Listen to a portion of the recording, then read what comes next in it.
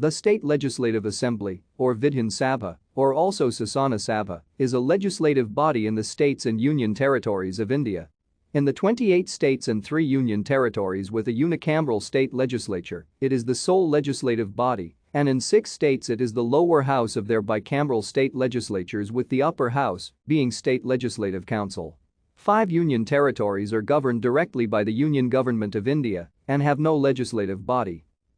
Each member of the Legislative Assembly is directly elected to serve 5-year terms by single-member constituencies.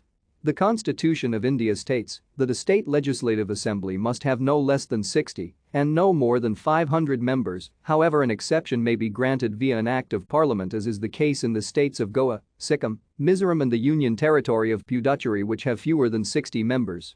A state legislative assembly may be dissolved in a state of emergency by the governor on request of the chief minister or if a motion of no confidence is passed against the ruling majority party or coalition. To become a member of a state legislative assembly, voters list of the state for which they are contesting an election. Thank you for watching. Like and subscribe if you would like to view more of our videos. Have a nice day.